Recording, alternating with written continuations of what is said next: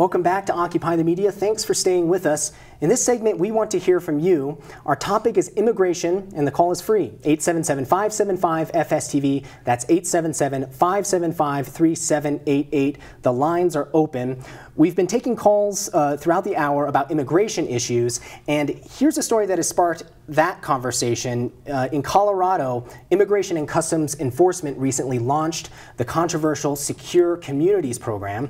So joining us at the roundtable is Liz Hamill. She's the lead organizer with Rights for All People. So Liz, welcome to the show. Thanks for having me.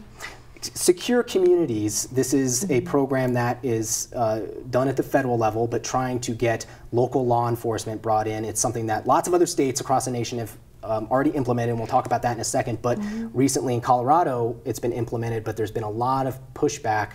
Tell us what Secure Communities is and why there is that opposition. So like you said, it's a federal program. It's not a piece of legislation, so it doesn't have to go through the same legislative process, but it's a federal program started by ICE in 2008. And basically it's a biometric database. And so it's placed in jails, within jails. So anyone who is booked into jail before conviction, their fingerprints are taken, sent through the Secure Communities database, and are sent directly to the FBI as well as ICE. And there the fingerprints are matched with ICE databases as well as FBI databases to see if someone is an undocumented immigrant who has had previous exposure with ICE. So the FBI captures all of this data, all this biometric data, as you said, and they keep it in their general database, but ICE, Immigration and Customs Enforcement, is interested because they're interested in undocumented immigrants.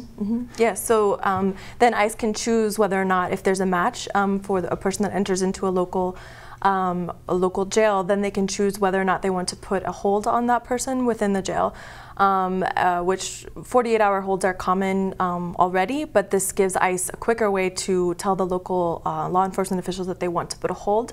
And then the local officials will hold them for up to 48 hours and so that ICE can come in and pick them up. And so for any of this to work, you have to get the local law enforcement agencies, the county sheriff's office, the local police to actually opt in and actually take part in this database and make those calls to Immigration and Customs Enforcement. What is the issue here in Colorado? Why did it take so long for it to get rolled out here? So we received word here in Colorado as part of the Colorado Immigrant Rights Coalition that Governor Ritter, the previous Colorado governor, was interested in signing on to this agreement, that ICE had approached him. We entered into a campaign for several months to try to stop the program from coming to Colorado. And right before Governor Ritter left in January of 2011, he went ahead and signed an agreement with ICE to go ahead and do this program, Secure Communities, in 3 counties as kind of a pilot test program here in Colorado. So we've actually had it for since the beginning of this year. And so these local counties are taking part in this program. If they find someone that they suspect of being an undocumented immigrant that they've picked up, they'll run run their name in the database and then call up Immigration and Customs Enforcement. Actually, with Secure Communities, everyone that enters into the jail, even before conviction or before anyone suspects that someone is undocumented, their fingerprints will be sent no matter what. We also have legislation here, Senate Bill 90 that was passed in 2006 that already gives law enforcement the power to go ahead and report someone as well. So why is this have so much opposition from immigrants' rights activists and even groups like the ACLU? Because when you talk to the federal officials, they say, well, we are looking for immigrants who either have a criminal history, or we're actually trying to weed out the people that have committed serious crimes. So since Secure Communities is just the latest example of ICE not being transparent in their work in trying to deport immigrants. Basically, since the Obama administration started this program, there's been over 1 million immigrants deported. And whereas you said, ICE said that they're looking for the immigrants who are a threat to our society, that's not true. And findings actually show, since Secure Communities started, as of May of last year, 1/3 of immigrants who were deported under Secure Communities had no convictions at all, and 59% of those had only misdemeanors or minor traffic violations. So it's not really making the community any more secure. If anything, it's just clearing the population. And what I hear in my work as an organizer, and I work directly with immigrants who are directly affected by this, is that they're afraid of the police because there's this connection. They're not going to come forward and report a crime. Victims of domestic violence are not going to come forward.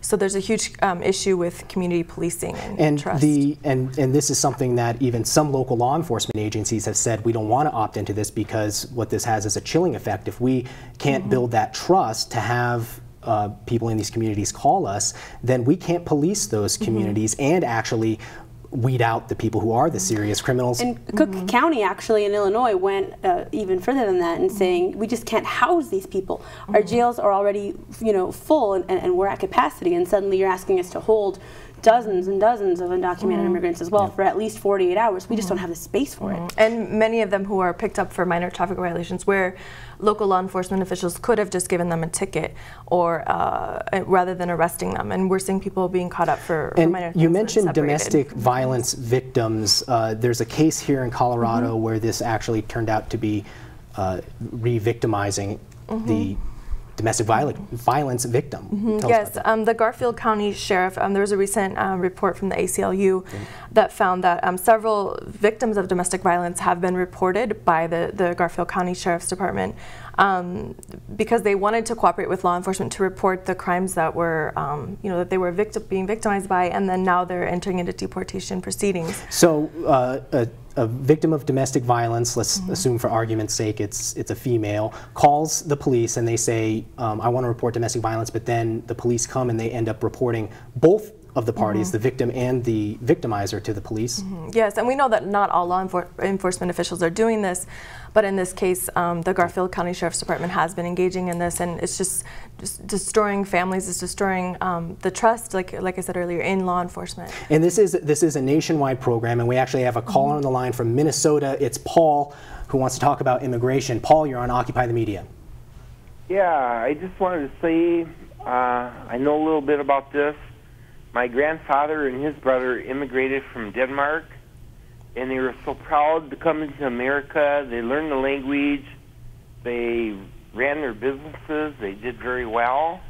They worked really, really hard. And the thing about immigration is I think there are too many people that want to come in and don't want to work, and that's just a different situation than my grandfather. So that's interesting, Paul. So you started off that comment by noting that your own relatives, your own ancestors were immigrants, but then you see a different type of immigration going on in modern times? Yes, I think when they came in the 30s and the 40s, they were really proud to be here, and they just wanted to be here in America, and they learned the language, and they got their jobs and did well and worked hard. And all right, well, thanks for your comment, Paul. Right now. So we hear this a lot with a lot of different calls. People might say, oh yes, my family immigrated to this country from usually a European country years ago, but now these new immigrants are a different breed, and we need these types of programs like Secure Communities. Are there too many people coming into the U.S. now? Are there too many criminals coming in? We need programs like this. Well, one thing that most of us can agree on is that our immigration system is broken, and that because we've had a lack of reform at the national level, and there's been a standstill federal immigration reform, that the states and localities are trying to solve immigration issues in these ways. What I would say is that the folks that we work with on a day-to-day basis are here. They've been here for over, many of them 15 to 20 years. They have citizen children, and really there is no easy way to get your documents. People are waiting for 15 to 20 years. And so we have about a minute left. Marcy, anything quick you'd like to add? Because it isn't necessarily the undocumented immigrants who are being affected by this. It's also people who actually have citizenship. Yeah, I think, it's really interesting, as Liz was noting, the fact that we haven't been able to make any headway on a national level, is causing a lot of these local and state officials to make policies like Arizona's SB 1070 that then just take things completely out of line and lead to racial profiling sometimes. Okay, well, Liz Hamill with Rights for All People, thanks so much for coming on and talking with us. Thanks for having me. We asked our Facebook and Twitter followers if they think the Secure Communities program actually makes them feel any safer in their communities. Gregory writes, no, it just allows for serious cases of racial profiling. Jorge writes, I am brown and this makes me afraid to go outside. Dahlia says, this law should be called the Unsecure Communities Program. Officers are so busy hunting immigrants down, they don't fight real crime anymore. Well, that's it for this week. Just to remind you, Free Speech TV is a nonprofit organization and does not take funding from corporations. So if you like what we're doing here at Occupy the Media, we could really use your support. Help us continue our mission by becoming a member at freespeech.org. Thanks for joining us today. We will see you next week, Wednesday at 8 p.m. Eastern, 5 p.m. Pacific on Occupy the Media.